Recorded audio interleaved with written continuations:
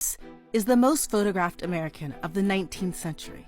There are more portraits of Frederick Douglass than any other American poet, activist, and even president from the 1800s.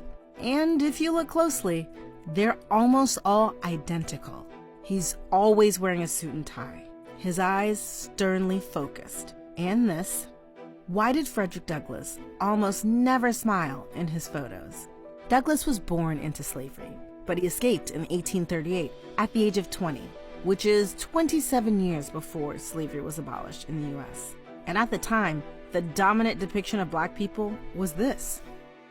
They were characterized as lazy, ignorant, and inferior, with minstrel shows becoming a widely popular form of entertainment. This was also around the time photography started becoming more accessible and popular, due to a switch from printing images on metal to paper. Douglass saw this as an opportunity.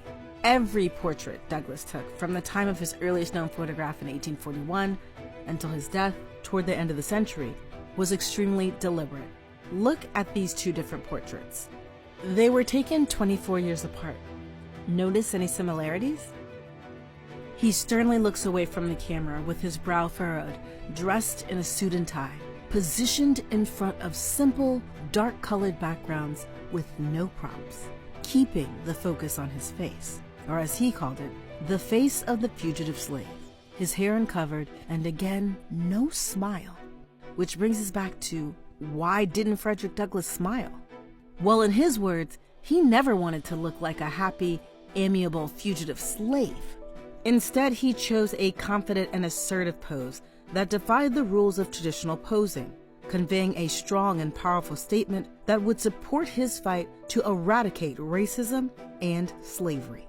See, photography to Douglass and many Black Americans was a way to combat racist and inaccurate depictions of Black people. Douglass understood the importance of controlling and owning one's image, going as far as to hand out his portraits, often including them with letters he sent off. He intentionally chose poses and settings that highlighted dignity, achievement, and authority, all of which were denied to many like him who had been enslaved. The confidence he exuded in these portraits even made some question if he was ever enslaved.